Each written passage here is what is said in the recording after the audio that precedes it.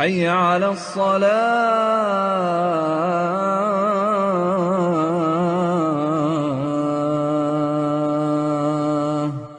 حي على الفلاح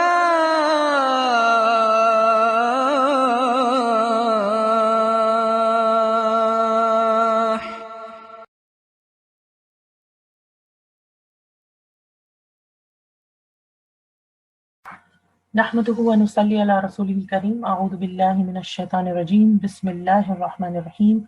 رب اشرح لي صدري ويسر لي أمري واحلل عقدة من لساني يفقه قولي. ربي زدني علما. اللهم فقهنا في الدين.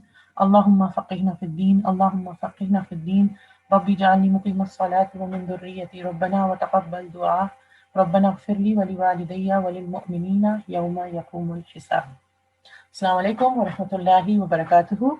Welcome to the webinar Sweetness of Salah, brought to you by Afreen Academy and Aisha Harun Family Coaching. In today's webinar, we have two speakers, Sister Seher and Sister Aisha. Sister Seher is a female Islamic scholar who teaches Islamic studies at the Islamic Center of Oshawa in Canada. She's also involved in several community initiatives, locally and internationally, and her educational background is Bachelor of Science in Microbiology and Masters of Science in Biotechnology.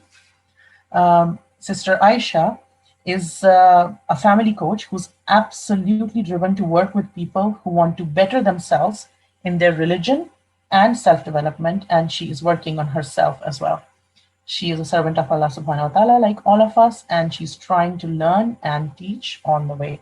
So in today's, and from about myself, I'm your host for the day. My name is Nidhi, and my friends also call me Nida.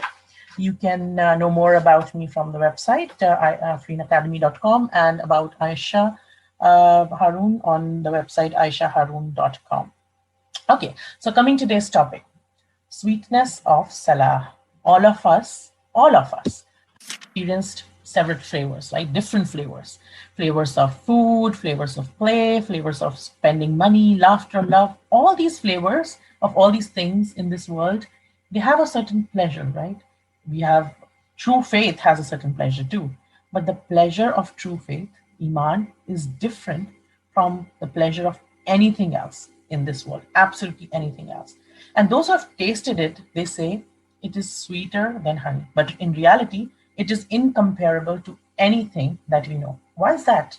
Why is it different from anything that we know? Because it is the state of the people of paradise. All of us want to know, what do the people of paradise feel, don't we? We all want to know that. And inshallah, we'll all get there by the will of God and enjoy those pleasures. But in the meantime, we can and will know a little taste of this. When will we know this? When we experience the sweetness and beauty of Salah. Salah is the Arabic term for the spiritual prayer in Islam. It is the most special act of divine worship, the direct link between worshipper and Almighty God, Allah subhanahu wa ta'ala, and the direct bonding and connection with no need for any intermediary. So all people have their own method of seeking comfort, relaxation, and escape from daily things of this world, right? Some people use exercise, some people use music, some do things like yoga, and unfortunately, some people also use things like drugs and alcohol. But for us Muslim, we attain all that and way more through Salah. Salah unites a Muslim's mind, body, and soul in worship. It is through this package that we work towards attaining the biggest blessing and pleasure of human existence in this world, sweetness of Salah. It was this sweetness of Salah which used to bring coolness and tranquility to the eyes of our beloved Prophet sallallahu alaihi wasallam. It is this sweetness that comes from praying out of sincere love, praying out of longing to be with the one that we love, praying for peace and comfort that comes from being with the one that we love. It is this sweetness that makes us feel the power of Allah subhanahu wa ta'ala, which gives us the courage to fear no one except Him, and helps us acknowledge our weaknesses and shortcomings in front of Allah subhanahu wa ta'ala. So life of a Muslim is a wonderful journey, right? And the fuel of this journey, the fuel of this car, this journey is what? It's our ritual prayer. And don't worry if you don't know it all yet, we will learn it together, inshallah ta'ala. Very small children to 80-year-olds, different people from different time periods, from different parts of the world, learn it all the time. so much so that it becomes a part of their daily life. You can do it too. We'll take it slow and steady. And with a little bit of effort, it will soon become a major part of your life. And you will start to reap its various benefits, inshallah. So without any further ado, let me call our first speaker for the day, Sister Seher. And yeah, so Sister Seher.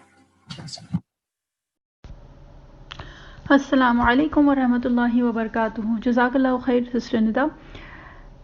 A'udhu billahi minash shaitani rajim. Bismillahir rahmanir rahim. Rabbi shrah li sadri wa yassir li amri wahlul 'uqdatam min lisani yafqahu qawli. Rabbi zidni ilma. Rabbi yassir wa la tu'assir wa tammim bil khair wa bika nasta'inu ya fattahu. Rabbi zidni ilma. Allahumma faqihna fid din. Today, as Sister Nida mentioned about what we are meeting about for, and that is talking about Salah. Now, first thing is, what is Salah? The literal meaning of Salah is to worship or to pray. And this worship includes extreme love, hope, devotion, and submission. If we look into the word Islam, it means to submit.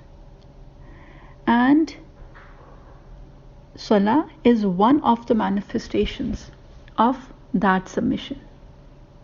You know, when Allah Ta'ala asks us to do anything, our response is that we obey. We submit to His commands. And all of us were created with some needs, right? Like the need to breathe, eat, drink, sleep, rest, love, and be loved. The need to be alone sometimes, and the need to hear good words. And if any of these needs go unsatisfied, it actually affects the quality of our entire day. And sometimes we become irritable, and we don't even know why. Now, one thing is that if we look at ourselves, we have been created with one need that is far greater and more crucial than any other need, and that is the need to worship. And to satisfy this need, people through ages have tried various ways to worship, and they have worshipped everything under the sun, including the sun. Be it idols, water bodies, animals, snakes, sun, moon, planets, money, fame, a social cause, or even their own ego or desires. And they exhaust efforts into it, and they, spend a lot of amount of their wealth upon it.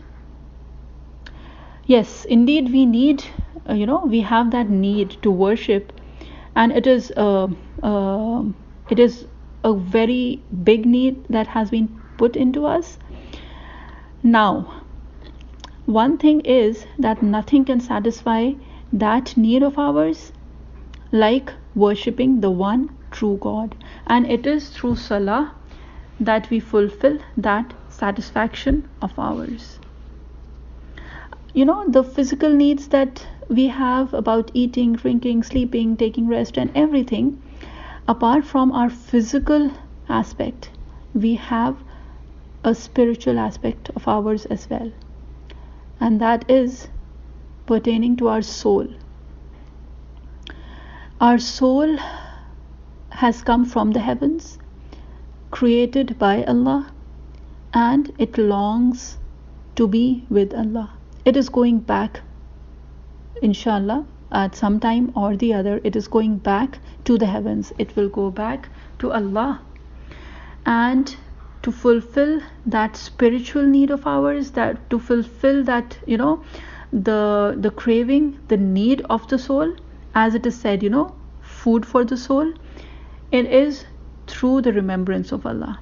And one of the easiest way that is done is through our obligatory prayers. That is the prayers that Allah Ta'ala has made compulsory upon us, And that is actually a blessing in a way, because Allah Ta'ala has made that compulsory, and that is our food for our soul. Because if Allah Ta'ala had not made it obligatory upon us, some of us would have died without feeding our souls even once.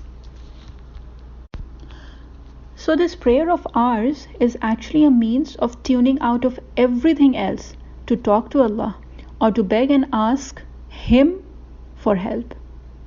The word Salah actually, it has a linguistic connection with establishing a sila, that is a connection in Arabic, and that is our connection with the Almighty God, and it is through Salah. It is actually a true meeting of you with Allah subhanahu wa ta'ala. Liqa'un haqiqiyyun ma'allah, that is, you are meeting your true Lord. Subhanallah. It is establishing a connection with Him through invocating, supplicating, reciting the Quran, and asking Him for whatever we need for this world and the next. لا